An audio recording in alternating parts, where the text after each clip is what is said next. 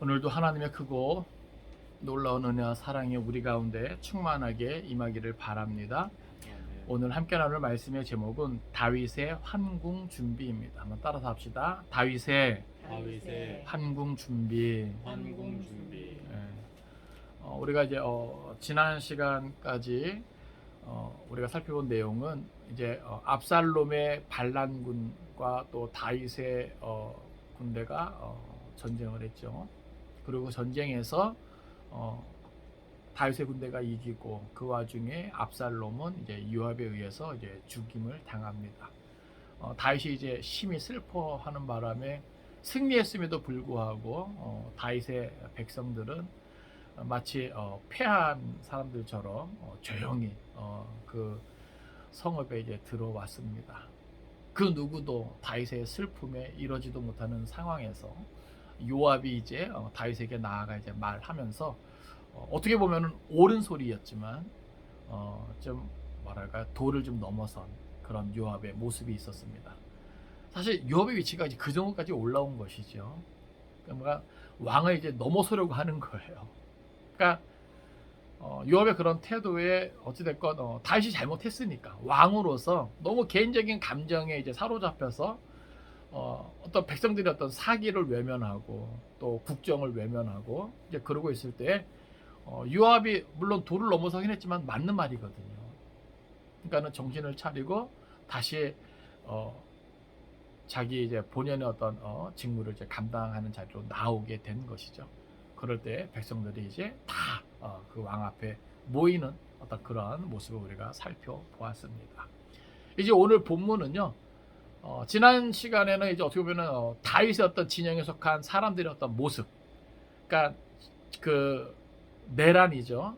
그 내란을 진압한 다윗의 진영의 어떤 모습을 우리가 다루었다면, 이제 오늘의 어떤 본문은요, 그런 내란 이후에 압살롬의 진영, 다시 말해서 이스라엘 이제 온 지파의 어떤 모습을 우리에게 보여주고 있는 거예요.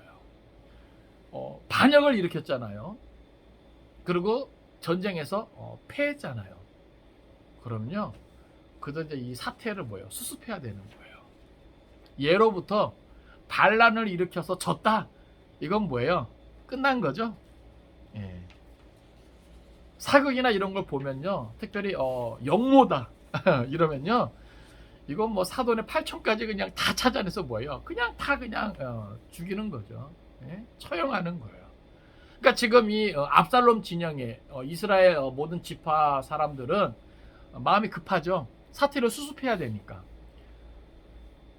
지금 이 오늘 본문은요, 그래서 이제 그 상황을 이제 이어주는 거예요. 그래서 그 시작을 이스라엘은 이미 각기 장막으로 도망하였다. 예. 그러면서 그들이 패전 소식을 전하고 사태 수습을 이제 하게 되는 거죠. 그러면서 저들이 그것을 해결하고자 할 때 아마 의견이 분분했을 겁니다. 예? 또 다른 왕을 세워서 다윗을 대적하자, 아마 이런 이야기도 있을 수 있고요. 또 한편으로는 이제 오늘 본문에 나온 것처럼 과거를 회상하면서 그래도 다윗 같은 사람이 없다. 예? 다윗을 다시 모셔오자. 예? 왕으로 인정하자. 예? 어떤 이런 분위기. 그런 와중에 이제 다윗에게도 이제 그런 이야기가 들어가니까 다윗이 사독과 아비아들을 통해서 다윗의 어떤 황궁에 있어서 유다 지파를 앞장 세우는 거죠. 왜냐하면 이스라엘의 모든 지파 가운데 이 유다 지파의 세력이 제일 강력하거든요. 그러니까 유다 지파의 지지를 얻지 못하면 왕권을 다시 되찾는다 할지라도 어떻게 보면은 그냥 유명무실한 거예요. 빚 좋은 개살구예요. 그래서 또 다윗 지파이기도 하고, 예? 친족이기도 하고 하니까 유다 지파가 앞장 서줄 것을, 그리고 특별히 그 유다 지파 중에서도 실질적인 어떤 지도자죠, 아마사. 압살롬 진영에서 군대 장관을 지휘관을 한 사람이잖아요. 그러니까 이 사람을 회유하는 거죠. 요압에 이어서 지휘관으로 삼을 것이다. 네? 그러니까 자기 저주 맹세까지 하면서 다윗이 그렇게 무리수를 둡니다. 자기 왕권 회복을 위해서 유다 지파, 특별히 아마사의 힘이 필요하다는 것이죠. 그러니까 일이 이렇게 진행되어지는 것을 오늘 본문 속에서 보여줘요. 결국 다윗 했던 이런 것들은 어떻게 보면 통하죠. 왜냐하면 이스라엘 지파 입장에서는 자기들은 반역을 한 거잖아요. 그러니까 다윗이 돌아올 때 그 뒷일이 걱정되잖아요. 예? 그러니까 그것 때문에 의견이 분분을 함에도 불구하고 유다 지파를 또 아마사를 뭔가 이렇게 잘 회유하면서 그들의 마음을 얻게 되니까 다윗이 황궁을 시도할 때 이제 유다 지파가 친히 어디까지 나와요? 길갈까지 나와요. 맞이하는 거죠. 요단 건너는 것을 돕고 다윗의 이제 황궁 준비 작업을 유다 지파가 이제 앞장서 하는 겁니다. 그런데 사실은 다윗의 입장에서는 이것이 인간적인 방법으로 꽤 괜찮은 방법이에요. 그렇지 않습니까? 내란을 겪었으면요, 이 전체를 더 어떻게 아우를 수 있을까? 빨리 그 상처를 봉합하고 빨리 그 나라를 정상화할 수 있을까? 인간적인 방법으로는 꽤 괜찮은 그런 정책이에요. 예? 그런데 다윗이 한 가지 간과한 것이 있죠. 그것은 뭐냐 하면 하나님이라고 하는 겁니다.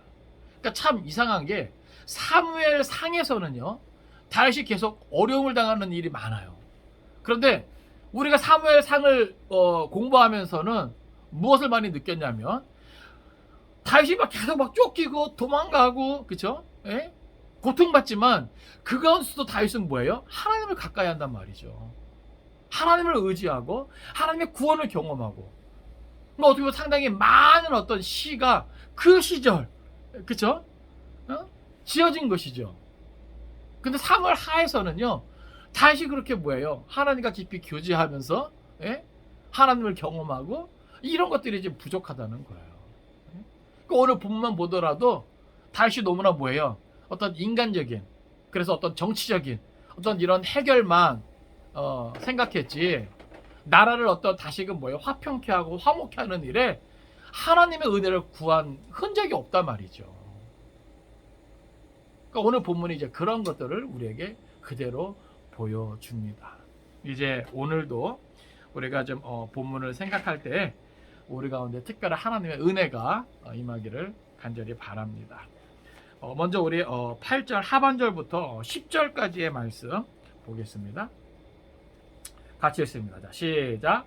이스라엘은 이미 각기 장막으로 도망하였더라. 이스라엘 모든 지파 백성들이 변론하여 이르되 왕이 우리를 원수의 손에서 구원하여 내셨고 또 우리를 블레셋 사람들의 손에서 구원하셨으나 이제 압살롬을 피하여 그 땅에서 나가셨고 우리가 기름을 부어 우리를 다스리게 한 압살롬은 싸움에서 죽었거늘 이제 너희가 어찌하여 왕을 도로 모셔올 일에 잠잠하고 있느냐 하니라. 아멘. 자, 이제 여기는 전쟁 후에 이스라엘 백성들의 어떤 상황을 우리에게 보여주고 또 그 후에 그들이 뭐예요? 급히 이제 이 모든 사태를 수습하기 위해서 서로 이제 논의한 그런 모습을 보여줍니다. 먼저 8절 하반절은 이스라엘은 이미 각기 장막으로 도망하였더라. 이제 전쟁이 이제 끝나요. 압살롬의 어떤 군대가 이제 패하는 것이죠. 그게 압살롬까지 이제 죽임을 당합니다. 그러니까 지휘관을 잃은 그들은 뭐예요? 오합지졸이죠. 뿔뿔이 다 흩어지게 됩니다. 이게 이스라엘의 뭐예요? 상황이에요. 이들은 반역의 무리죠. 그러니까 아까 말씀드린 대로 이들은 어떻게 보면 이제 다 처형당할 위기에 이제 놓인 것입니다. 사실 다윗이요, 이 승리의 여세를 몰아 군대를 이끌고 사실 요단을 건널 수 있죠. 그리고 무력을 앞세워서 왕권에 복귀할 수도 있어요. 근데 다윗은 그러지 않아요. 왜냐하면 절차가 있는 것이죠. 그리고 다윗이 그 압살롬의 죽음으로 인해서 슬퍼할 때 제가 이제 언급하면서 강조한 것이 뭐냐면 그 모든 것을 뭐예요? 자기의 죄 때문이다 인정한 거예요. 그렇기 때문에 이거 모든 것은 뭐예요? 하나님의 뜻이고 섭니다. 그러니까 자기 죄에 대한 하나님의 징계요 심판이고 압살롬 개인에 대한 어떤 심판이다.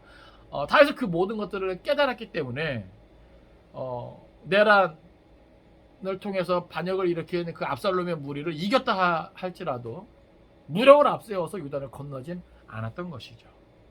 그러니까 합리적인 절차, 그것을 생각한 것 같아요. 그런 와중에 이제 이스라엘 진영에서는 이제 19장 9절부터 보니까 대책을 이제 마련합니다. 여기 9절 보면 이스라엘 모든 지파 백성들이 변론하여 이르되, 여기 변론한다는 것은 이제 막 많은 의견이 오가면서 언쟁하는 거예요. 그렇지 않습니까? 지금 막 다급해진 거잖아요. 그렇죠? 이렇게 해야 우리가 살 수 있단 말이야. 서로 이제 살 길을 이제 모색하는 거예요. 아까도 말씀드렸습니다만은 한편에서는 좀 강경론자들, 그죠? 또 다른 왕을 세워서 다윗에 맞서 싸우자 말이야. 예? 또 한편으로는 아니다. 그래도 다윗만한 사람은 없다. 예? 오늘 본문에 보면 그래도 아마 뒤에 이제 다윗을 다시금 모셔오자라는 의견이 좀 많았던 것 같습니다. 그래서 여기 본문에 보면 저들이 지난 과거를 회상해요. 왕이 우리를 원수의 손에서 구원하여 내셨고 또 우리를 블레셋 사람들의 손에서 구원하셨으나 이제 압살롬을 피하여 그 땅에서 나가셨고, 이게 무슨 말입니까? 이런저런 막 의견이 분분하던 가운데 지난 날을 회상하는 거예요. 우리가 과거에 이스라엘을 둘러싼 많은 이방 민족들한테 괴롭힘을 많이 당했는데 그 중에 으뜸은 블레셋이었거든요. 근데 다윗이 뭐예요? 그 블레셋의 문제를 깔끔하게 해결한 거거든요. 그러니까 다윗의 어떤 치세 동안에 이방 민족들의 어떤 그런 괴롭힘이나 특별히 이 블레셋의 어떤 그런 괴롭힘이 없었거든요. 그걸 저들이 뭐예요? 기억해낸 거예요.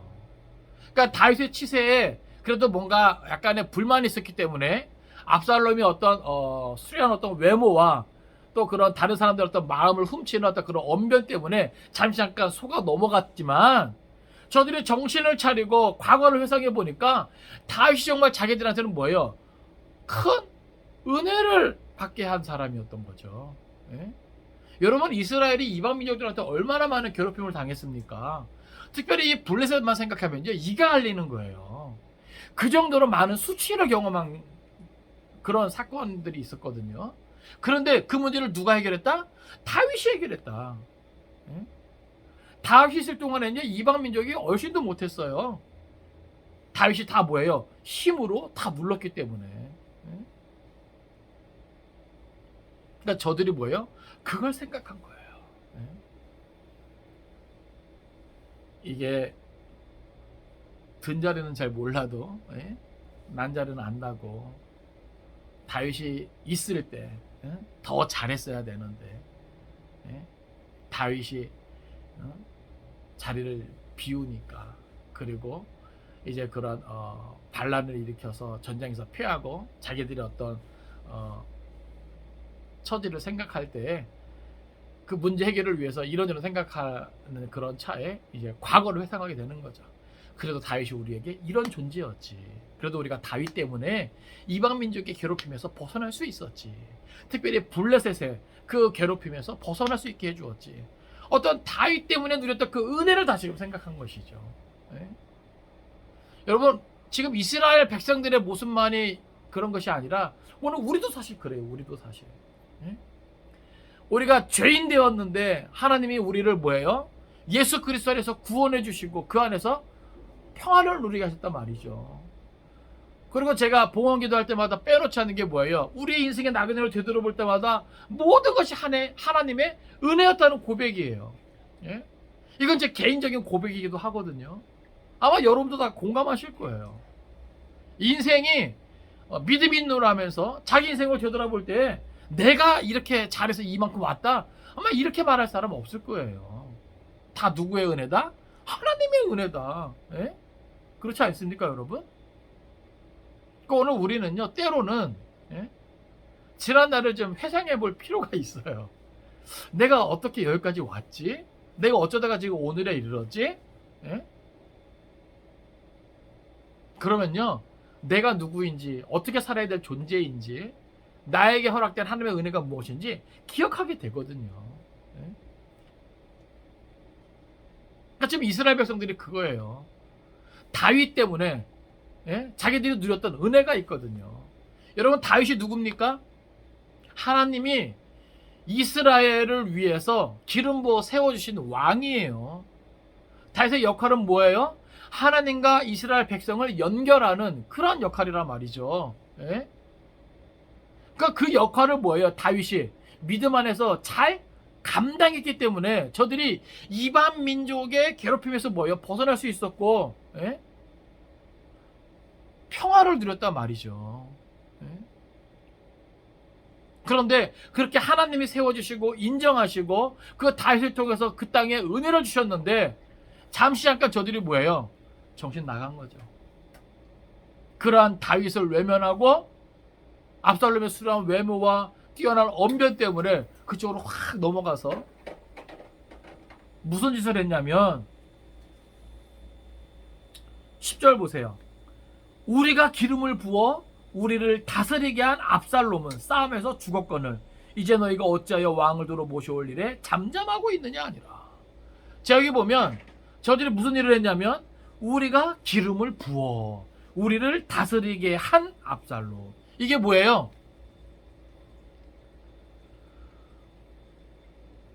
다윗이 도망가고 없는 사이에, 예? 이스라엘에서는 무슨 일이 있었냐면 압살롬을 정식으로 이제 기름 부어 왕으로 삼은 그런 일이 있었던 것이죠. 여러분, 이게 무엇을 의미하는지 아십니까? 이것은 하나님이 기름 부어 이스라엘 공동체 위에 왕으로 세우신 그 다윗을 뭐예요? 이제 더 이상 뭐예요? 왕으로 인정하지 않겠다라고 하는 거예요. 예? 다시 말해서 폐위된 거죠. 이스라엘 입장에서는. 예? 왜냐하면 한 나라의 왕이 두 명이 있을 수는 없잖아요. 그러니까 지금 압살롬에게 기름을 부어 자기를 다스리게 했다라고 하는 것은 다윗을 더 이상 뭐예요? 왕으로 인정하지 않겠다라고 하는 거예요. 그러니까 반역이 된 거죠. 다시 말해서 이건 무엇을 말하냐면 여러분, 기름 부으심에 대한 오해가 있는 거죠. 여러분, 기름은 누가 부어주시는 거예요? 하나님이 기름 부어주시는 거예요. 그러니까 이 기름 부으심의 의미가 뭐냐면 하나님이 인정한다는 거거든요. 이스라엘의 역대 왕을 보세요. 사울도 그렇고 다윗도 그렇고 다 누가 택하여 기름 부어 세웠습니까? 하나님이에요. 한 개인의 어떤 그릇을 보지 마시고 어찌됐건 하나님이 뭐예요? 그를 인정했다. 이게 중요한 거죠. 그래서 저들이 하나님 앞에서 뭐예요? 화목제를 드리고 기름을 부어 왕을 세운 거거든요. 다시 말해서 기름 부으심은 하나님과의 관계 속에서 하나님의 인정을 받고 그 공동체의 왕으로 세워지는 것을 의미합니다. 그런데 지금 이스라엘은 하나님이 기름 부어 세운 왕을 뭐예요? 도망가게 했고 대신 하나님의 자리를 누가 대신했어요? 자기들이 대신했어요. 그래서 자기들이 뭐예요? 자기들 마음대로 기름을 부었어요. 그리고 또 누구를 다스리게 해요? 자기를, 우리를 다스리게 했단 말이죠. 이건 다 기름 붓고 다스리게 하는 것은 누가 해주는 거예요? 하나님이 그렇게 할 수 있는 그런 걸 부여하는 거거든요. 근데 자기들이 하나님의 자리를 대신하는 거죠. 여러분, 이게 죄라고 하는 겁니다. 이게 하나님을 모르고 하나님 없이 사는 불신앙의 사람들의 특징이에요. 근데 여러분, 이스라엘이 하나님을 모르는 사람들입니까? 아니죠. 저들에게도 제사장이 있고 저들에게도 장로가 있고 그렇잖아요. 그러니까 이게 지금 이스라엘의 뭐예요? 지금 처지라고 하는 거예요. 상황이라고 하는 거예요. 하나님의 백성이지만 하나님을 인정하지 않고 하나님을 존중하지 않고 하나님을 경외하지 않는 불신앙의 모습이고 그 특징이에요. 근데 여러분, 이런 것이 우리들한테도 있다는 거죠. 우리들한테도. 우리가 예수 그리스도 안에서 하나님의 백성 되었습니다. 그런데 하나님을 하나님으로 인정하지 않고 뭐예요? 우리가 하나님의 자리를 대신하려고 하는 거죠. 가정에서도, 일터에서도, 내 모든 삶의 어떤 관계 영역에서 우리가 하나님의 자리를 대신해서 내가 그렇게 하는 건 내가. 여러분 기억하십시오. 하나님을 어느 순간 어느 자리에서도 우리는 하나님을 인정해야 됩니다. 하나님을 존중해야 됩니다. 하나님을 경외해야 됩니다. 우리가 하나님을 대신할 수는 없어요.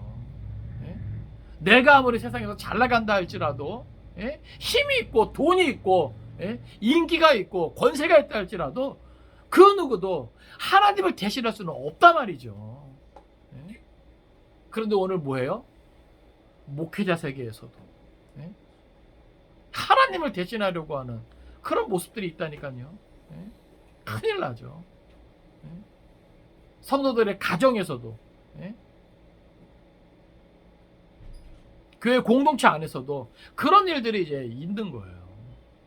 큰일 납니다, 여러분.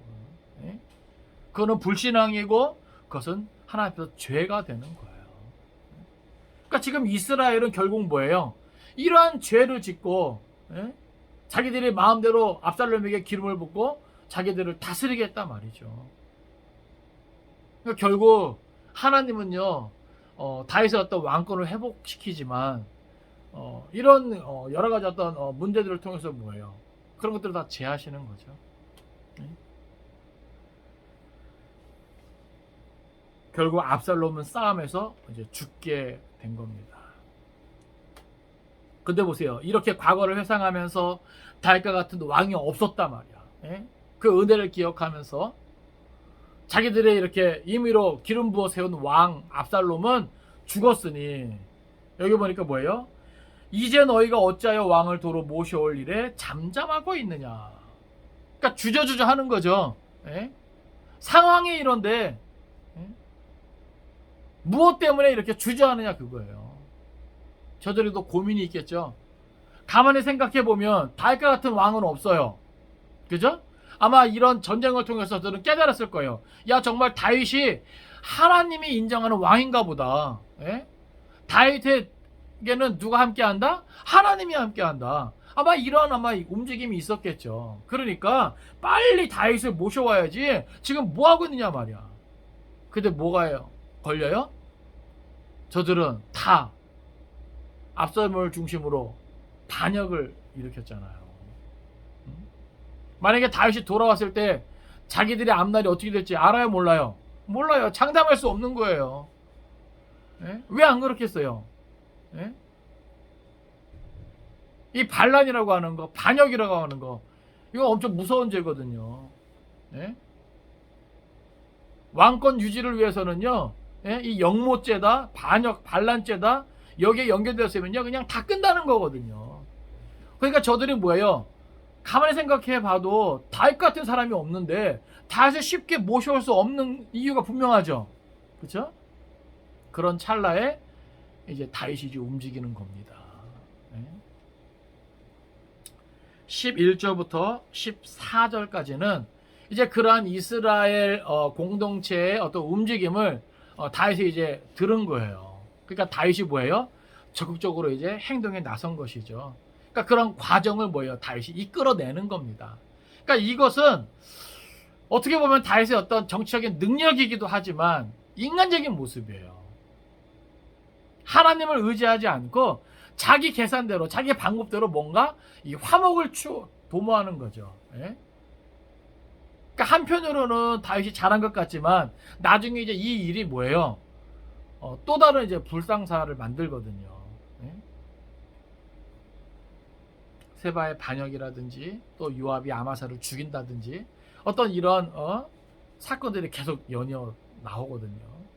그러니까 이런 걸 볼 때 하나님 없는 인간적인 어떤 방법에는 뭐야? 한계가 있다는 거예요. 그걸 깨닫게 되는 겁니다. 그러니까 아무리 좋은 방법인 것처럼 보여도 꽤 괜찮은 어떤 지혜인 것 같아도 하나님 없는 지혜, 하나님 없는 방법은 한계가 있다. 자, 11절부터 14절까지 말씀 같이 읽습니다. 시작. 다윗 왕이 사독과 아비아달 두 제사장에게 소식을 전하여 이르되 너희는 유다 장로들에게 말하여 이르기를 왕의 말씀이 온 이스라엘 왕을 왕궁으로 도로 모셔오자 하는 말이 왕께 들렸거늘 너희는 어찌하여 왕을 궁으로 모시는 일에 나중이 되느냐.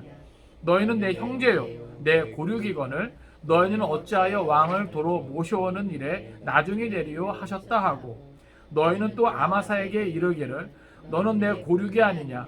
내가 요압을 이어서 항상 내 앞에서 지휘관이 되지 아니하면 하나님이 내게 벌 위에 벌을 내리시기를 바라노라 하셨다 하라 하여 모든 유다 사람들의 마음을 하나같이 기울게 하며 그들이 왕께 전가를 보내어 이르되 당신께서는 모든 부하들과 더불어 돌아오소서 한지라.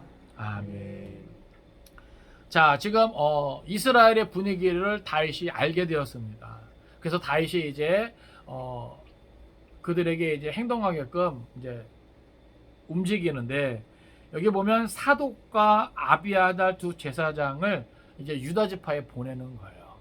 전할 말을 이제 주는데 여기 보면 이르되 너희는 유다 장로들에게 말하여 이르기를 왕의 말씀이 온 이스라엘의 왕을 왕궁으로 도로 모셔오자 하는 말이 왕께 들렸거늘 너희는 어찌하여 왕을 궁으로 모시는 일에 나중이 되느냐. 자, 이게 무슨 말이냐면 자, 이스라엘에 이제 12지파가 있는데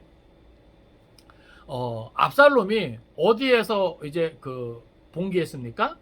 유다 지파 지역 안에 있는 헤브론에서 봉기한 거예요. 그러니까 다윗을 다시 복위시킬 때 제일 거리낌이 있는 지파가 누구겠어요? 유다겠죠. 물론 이스라엘 12지파 중에 가장 강해요. 예? 실세예요. 그럼에도 불구하고 다윗을 다시금 복위시키는데 거리낌이 있는 게 유다 지파예요. 예? 왜냐하면 압살롬이 유다 지파 지역의 그 헤브론에서 봉기했기 때문에 물론 다윗에 속한 지파이지만 저들은 다 다윗을 배제하고 압살롬에게로 대다수 이제 쏠렸기 때문에 그런 분위기 이 무시 못하거든요. 그러니까 이스라엘 전체 어떤 논의가 있을 때 아마 유다 지파가 좀 미온적이었던 것 같아요. 왜 안 그렇겠어요? 예? 아무래도 영모에 가담한 그러한 뭐라 그럴까요? 상중하 이렇게 나누면 예? 다 상에 속해서 예? 처형될 것인데 예? 앞날이 걱정됐겠죠. 그것을 누가 알아요? 다윗이 알아요. 예? 그러니까 사독과 아비아들을 통해서 뭐예요? 그것을 회유하는 거예요. 걱정하지 마. 그러면서 여기 보면 뭘 강조합니까? 12절 보니까 너희는 내 형제요 내 고륙이거늘. 이게 무슨 말이에요? 다시 말해서 내 뼈 중에 뼈요 살 중에 살이라 이 말이에요. 예? 그러니까 혈육을 강조하는 거예요. 혈족 관계를 강조하는 거예요. 예? 이것은 하나님을 배제한 인간적인 방법을 앞세우는 다윗의 모습입니다. 예? 하나님께 묻고 하나님의 뜻을 전하면서 저들의 마음을 얻고자 했어야 되는데 그것이 아니라 뭘 강조해요? 내 형제요 내 고륙이거늘. 그러니까 이걸 앞세워서 그 유다를 끌어안으려고 하는 거예요. 그러니까 이거는 정치적인 합리적인 어떤 판단에 의하면은 꽤 괜찮은 판단이에요. 유다 지파를 배제하고 다윗이 다시 왕권을 회복하면 아무런 의미가 없거든요. 예? 나중에 이제 남유다와 북이스라엘로 갈라지잖아요. 북쪽에 10개 지파와 남유다는 유다하고 베냐민 지파만 들어가니까. 그런데 그게 싸움이 돼요. 그 정도로 이 유다 지파가 강력한 지파예요. 그래서 다윗은 어떻게든 이 자기의 이 혈족 관계, 예? 이 유다 지파의 관계를 회복하고 싶은 거죠. 끌어안고 싶은 거죠. 유다 지파 없이 왕권을 회복한들 그거는 아무것도 아니니까. 그래서 사독과 아비아들을 통해서 저들을 달래는 거죠. 예? 겁먹지 말아라.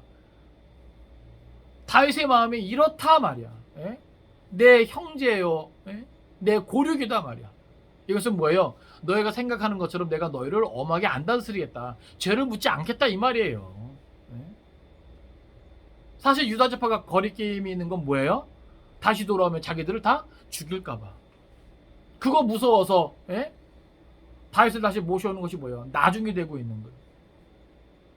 근데 지금 다윗이 사독과 아비아들을 통해서 뭐예요? 저들이 걱정하는 거, 저들이 무서워하는 거, 내가 그거 하지 않을게. 이게 뭐예요? 하나님의 공의를 외면한 거죠? 예? 그러니까 치우쳐 있는 거예요. 예? 또 여기 보면 너희는 또 아마사에게 이르기를 너는 내 고륙이 아니냐? 내가 요압을 이어서 항상 내 앞에서 지휘관이 되지 아니하면 하나님이 내게 벌 위에 벌을 내리시기를 바라노라 하셨다 알아요. 이게 무슨 말이에요? 지금 그 유다 지파의 실세 중에 실세, 실질적인 지도자인 누구? 아마사. 압살롬 진영에서 군 장관까지 한 사람이면 유다 지파 내에서도 뭐예요? 실질적인 1인자예요. 유다 지파를 얻기 위해서 뭐예요? 아마사를 얻어야 되는 거죠. 근데 여러분 생각을 해보세요. 영모죄를 지은 반란군의 뭐예요? 군 지휘관이에요. 그럼 이 사람은 뭐예요? 마땅히 죽여야 되죠? 처형해야 되죠? 본보기로 삼아야 될 거 아닙니까? 근데 다윗은 뭐예요? 이 아마사마저도 뭐예요? 끌어안으려고 해요. 그러면서 무리수를 두는 거죠. 그래서 심지어 뭐라고 말합니까? 여기 보면 내가 요압을 이어서 항상 내 앞에서 지휘관이 되지 아니하면 하나님이 내게 벌 위에 벌을 내리시기를 바라노라. 그러니까 자기 저주 형태를 띠는 거예요. 그러니까 맹세하는 거죠. 그만큼. 예? 내가 너를 반드시 요압의 뒤를 이어 지휘관이 되게 하겠다. 그러니까 아마사 입장에서는 뭐예요? 이런 은혜가 어디 있어요? 예? 반란을 일으키고 그 반란군의 수괴잖아요. 그럼 마땅히 죽은 목숨인데 다윗이 뭐예요?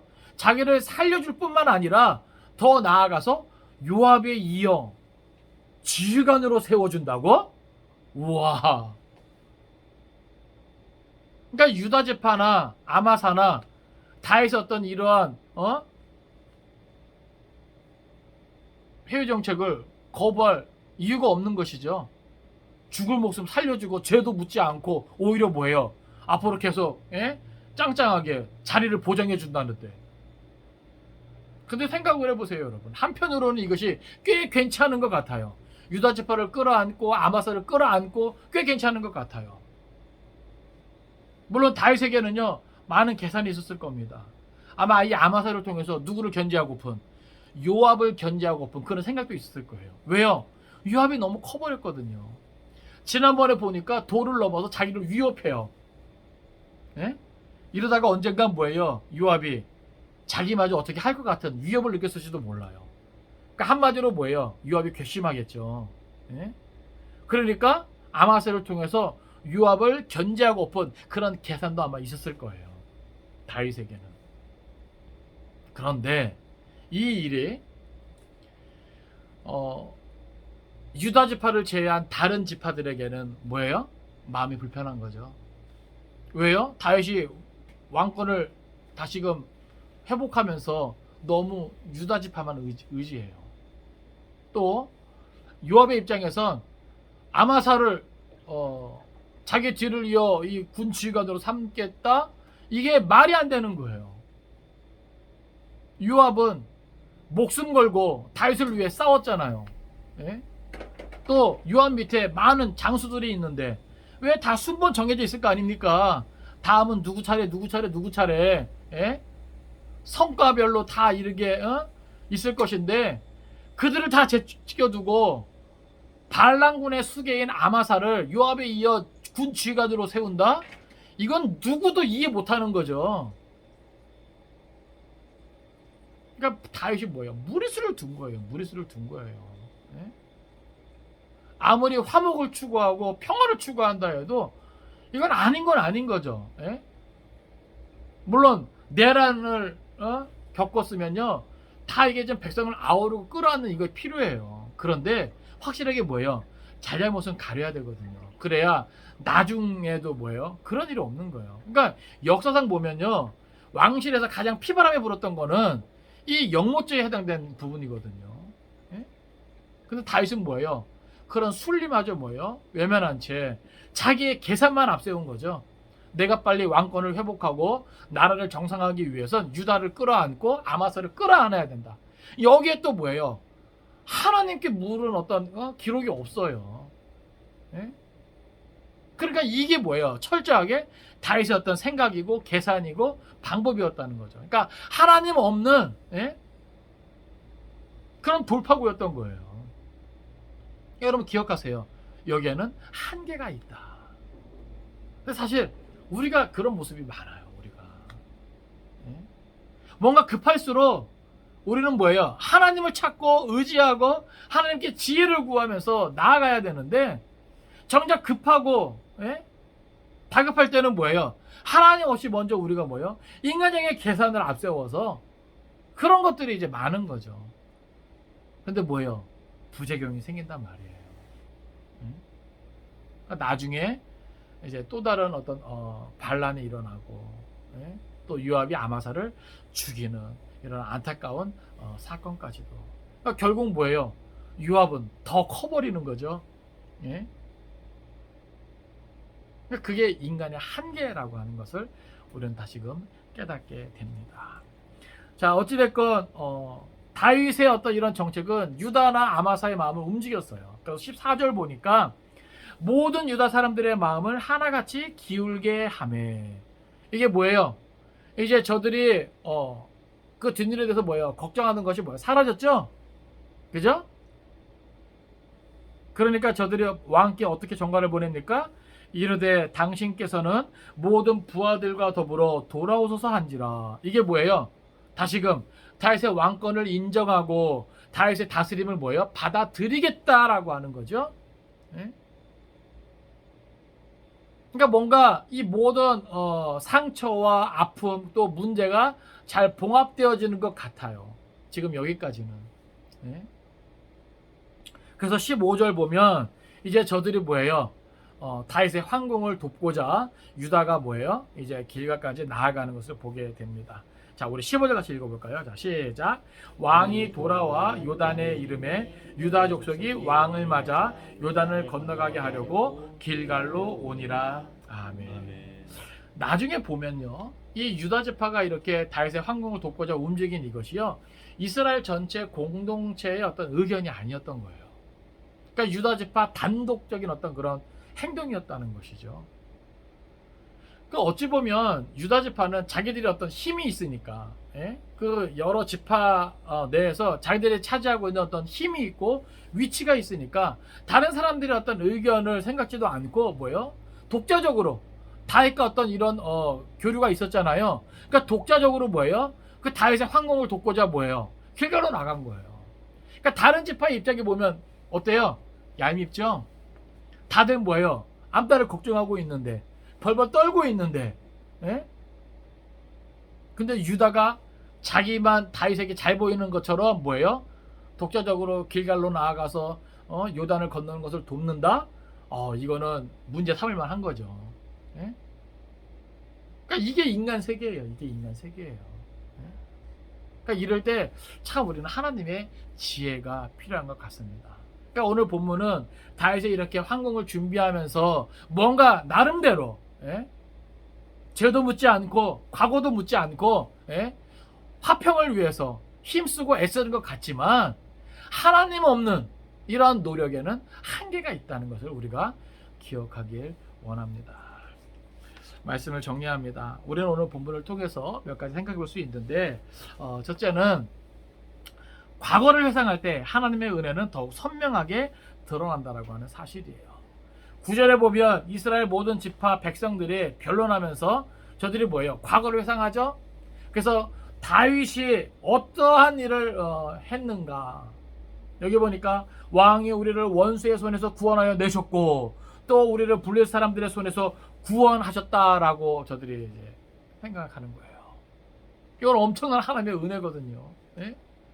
저들이 다윗의 치세 동안 부족함이 없었어요. 이방 민족의 침입을 걱정할 필요가 없었단 말이죠. 든든했단 말입니다. 그런데 잠시 잠깐 다윗을 외면하고 압살롬에게로 쏠리는 바람에 이징행이 됐는데 저희 다시금 뭐예요? 정신을 차린 거죠. 여러분, 오늘 우리가 인생을 살아가면서 하나님의 은혜를 늘 생각할 수 있어야 됩니다. 기억할 수 있어야 됩니다. 그래서 그 하나님을 우리가 인정할 수 있어야 돼요. 하나님을 높일 수 있어야 됩니다. 우리가 잠시 잠깐 하나님의 은혜를 망각하잖아요. 그럼 우리가 뭐예요? 하나님 위에 또 다른데 뭐예요? 한눈팔 수 있다고요. 그러니까 우리는 늘 인생의 나그네를 뭐예요? 되돌아보면서 모든 것이 하나님의 은혜입니다. 제가 봉헌기도를 괜히 반복하는 게 아니에요. 그건 제 개인의 신앙 고백이고 우리 공동체의 신앙 고백이었으면 하는 바람에서 정말 우리가 그러한 인정이 있어야 되거든요. 우리의 인생의 나그네기를 되돌아볼 때마다 모든 것이 하나님의 은혜입니다. 여러분, 우리가 이것을 인정하면요, 하나님께 우리가 예물을 안 드릴 수가 없는 거죠. 그 하나님의 은혜로 내가 산다는 것을 인정한다? 아까울 것이 없는 거예요. 그럴 때 우리는 뭐예요? 하나님 앞에 늘 겸손함으로 나아갈 수 있는 거죠. 근데 그걸 망각하잖아요. 그러면 하나님 앞에 머리 꼿꼿이 세웁니다. 교만해집니다. 그리고 하나님 위에 다른 것들로 시선을 돌리게 되는 거죠. 그러니까 오늘 우리는 늘 뭐예요? 하나님을 인정할 수 있어야 돼요. 우리 성경 한번 찾아볼까요? 에베소서 2장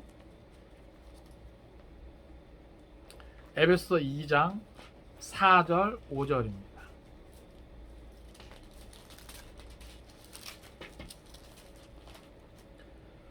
에베소 2장 4절 5절.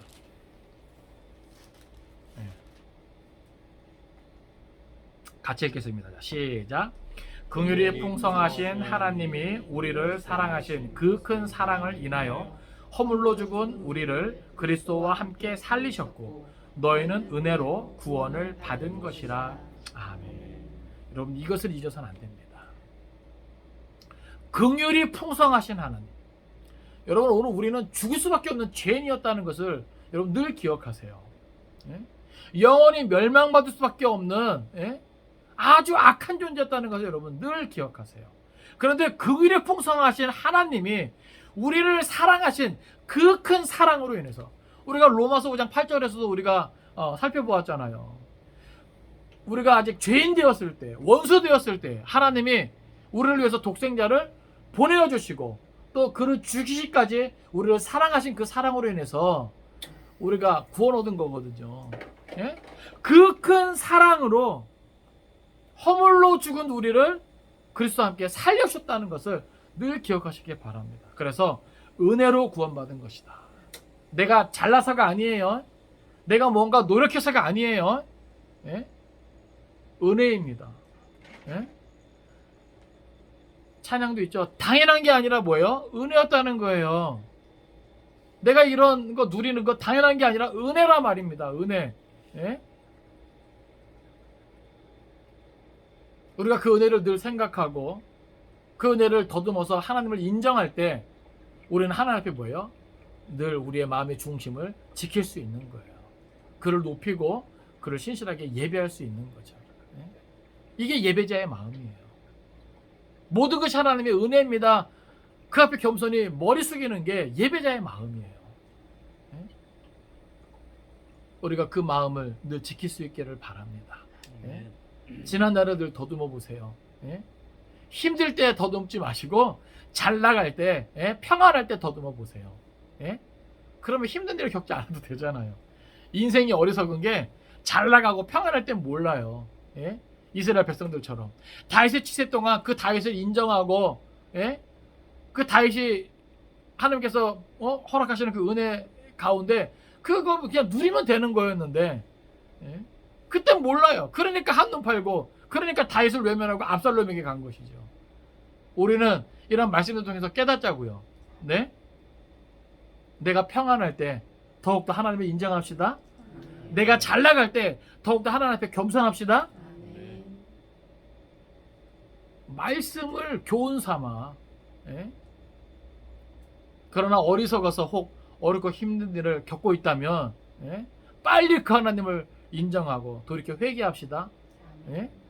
그러면 빨리 벗어나게 하실 줄로 믿습니다. 또는 우리가 기억해야 될 것은 한쪽으로 치우치고 불의를 합리화하면 더 큰 죄악이 재생산될 수 있다는 것을 우리가 기억할 수 있기를 원합니다. 오늘 본문 13절을 보세요. 12절부터 13절 보면 다윗이 유다나 아마사를 대하는 태도를 보세요.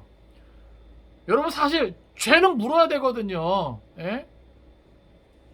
물론 그 죄를 지적함에 있어서 심히 다를 수도 있고 덜 다를 수도 있지만 일단 뭐예요? 죄는 물어야 되거든요. 그래서 저들에게 뭐예요? 잘못했다. 예? 인정받아야 되거든요. 하나님 앞에서 예? 회개해야 되거든요. 그런데 뭐예요?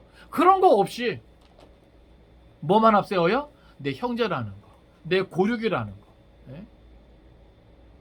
그러니까 너무 치우쳤죠. 치우쳐도 너무 치우쳤죠. 하나님의 공의를 무시한 거예요. 외면한 거예요. 여러분 나에게 그런 권한이 없어요. 예?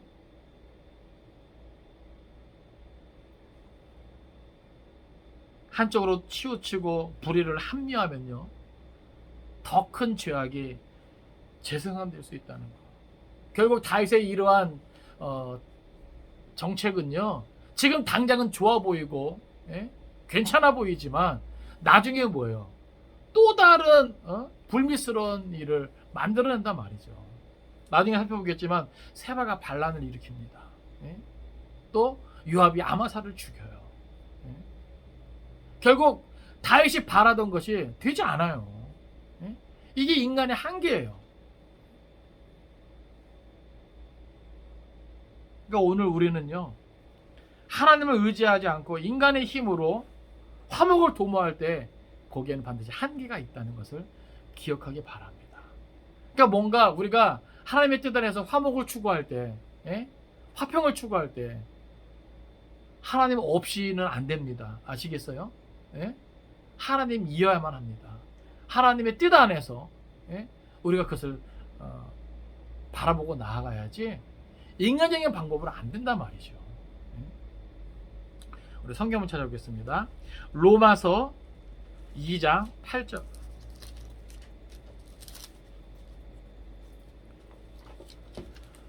로마서 2장 8절입니다. 같이 읽겠습니다. 시작. 오직 당을 지어 진리를 따르지 아니하고 불의를 따르는 자에게는 진노와 분노로 하시리라. 아멘. 이게 하나님의 뜻이죠. 예? 하나님의 뜻이에요. 그러니까 이게 만약에 이거 없이 지나가잖아요. 그럼 저들은요 자기들의 잘못을 뼈저리게 느끼지 못해요. 예?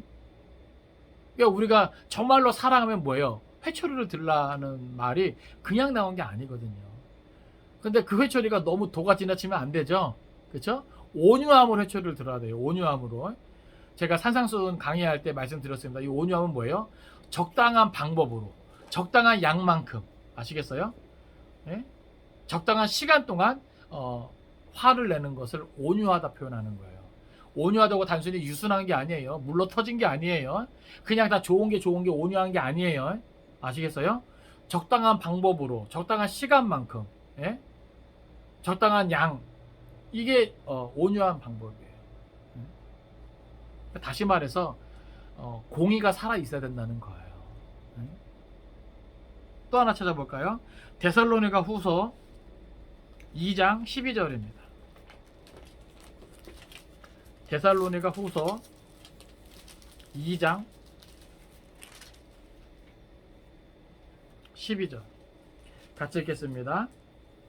자, 시작. 진리를 믿지 않고 불의를 좋아하는 모든 자들로 하여금 심판을 받게 하려 하심이라. 아멘. 결국 뭐예요? 죄에 대한 하나님의 심판은 있다라고 하는 것이죠. 근데 다윗은 뭘 줬어요? 면죄부를 줬어요. 네? 결국 이것은 뭐예요? 한계를 드러내고 또 다른 불행한 일들이 이어지게끔 하는 겁니다. 그러니까 잘못했으면 그에 따른 뭐예요? 징계는 받아야 되는 거예요. 예? 우리가 인생은 살면서도 그렇습니다. 예? 자녀들이 잘못했을 때 예? 그냥 다 그냥 아무 일도 없던 것처럼 그냥 다 좋은 게 좋은 거라고 하면 안 돼요. 예? 물론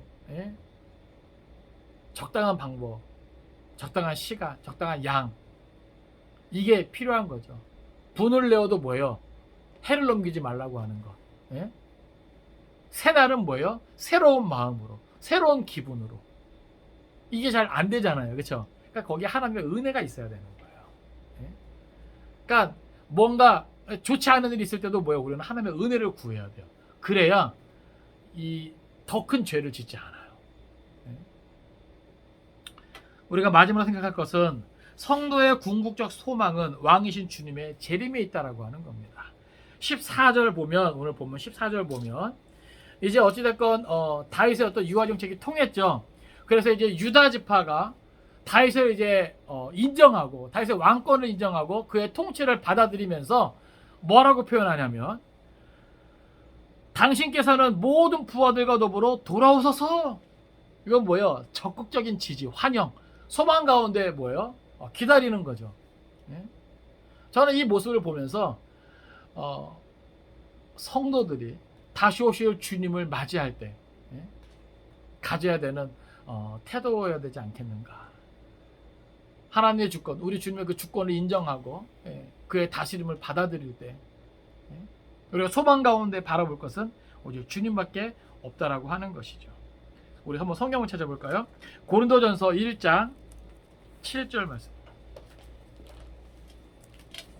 고린도전서 1장 7절입니다.